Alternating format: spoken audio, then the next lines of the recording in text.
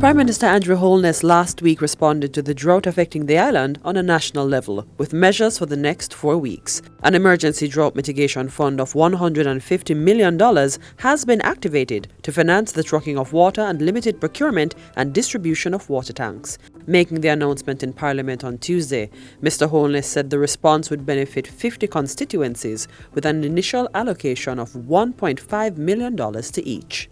Mr. Holness said further allocations of $2.5 million each would be made to selected constituencies in Clarendon, St. Elizabeth, Westmoreland, Hanover and St. Anne.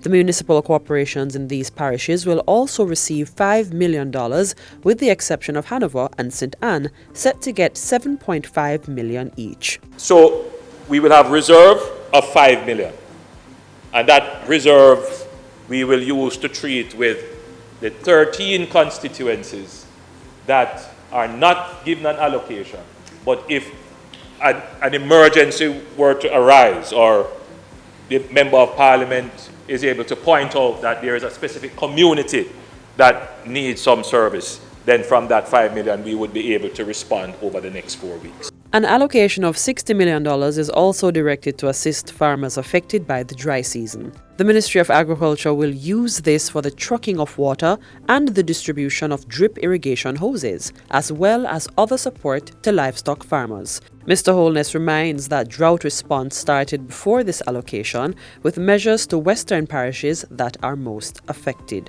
Approximately 900 farmers also benefited from the trucking of water, another 45 from pond liners, and others from the distribution of 58 water tanks and 400 drip hoses. So that's significant assistance to our farmers in this time of great need in the drought. I have instructed the Minister of Agriculture to ramp up the program as we enter into the heights of our dry season. Meanwhile, Mr. Holness reveals that 47 water systems across the island are being affected by the drought. At the time of his presentation, the Hermitage Dam was at 79.1% and the Mona Dam at 77%.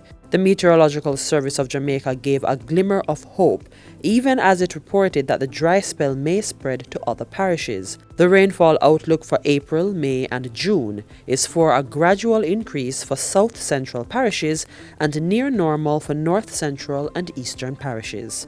We see that there is some improvement that is likely to occur. It probably will not set in immediately because we are in the month of April, and as we see in this forecast here, or the outlook, it shows that the western part of the island will continue to experience quite a bit of dryness, even more so than the rest of the country. Others will gradually start to see the rainfall coming in, and we expect it to become above normal, but this might happen more toward the end of this period. This is in May, in June, when we expect the secondary rainfall peak to occur across the country. To build the resilience of schools in times of drought, Prime Minister Holness has instructed the Ministry of Education and Rural Water Supply Limited to carry out an island-wide assessment of schools. This is to identify and create areas for water harvesting. So what we have asked the Rural Water Supply Company to do is to partner with the Ministry of Education to assist our schools in developing their water resilience plans, which would also include how we develop infrastructure or how we can repurpose existing infrastructure to become water capture, storage, and distribution within our schools.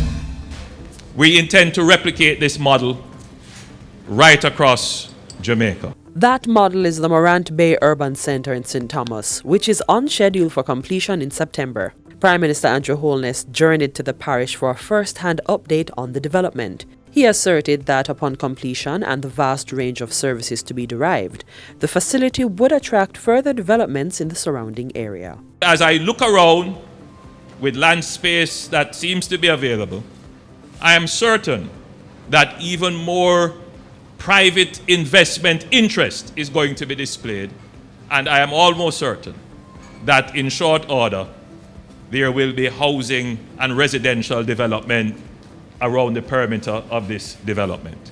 Mr. Holness emphasized that the Morant Bay Urban Centre was powering the development for the people of St. Thomas. Many households are going to benefit from the economic and social opportunities that will be curated right here in this 28-acre development. We have a university here, we have training facilities here, we have joined up government here, we have food, recreation and commerce right here, we have light industry right here. The 436,000 square feet development is being constructed at a cost of approximately $6 billion through a partnership involving the Factories Corporation of Jamaica, NCB Group, and China Harbour Engineering Company, CHEC. Over in St. Andrew, Prime Minister Holness shared in the joy of home ownership with 5 families. The beneficiaries are from West Rural, East Central, and Eastern St. Andrew. He disclosed that in addition to building housing units, persons could also benefit from housing grants for general repairs. Patrick's application, which was the route for a building grant assistance, that was investigated and assessed. And as you can see here, this was the unit in which he was living. But when the assessment was done, the unit felt that a grant would not make any material difference in his life, and therefore they turned it over to the social housing component, which is what we normally do when the MPs send in the recommendations for housing. This recommendation came through the social assistance unit. So there are several routes towards the social housing program. And I believe Patrick would have been the 3rd or 4th such beneficiary that would have come through that route. Prime Minister Andrew Holness also made one-on-one time for key stakeholders in social and national development. They include the members of the Jamaica Council of Churches, President of the African Exim Bank, and CEO of the Amber Group and CEO of David Gresham Entertainment Group. And that's it for Jamaica House Weekly. Be sure to join us next time for more of the news stories coming out of the Office of the Prime Minister.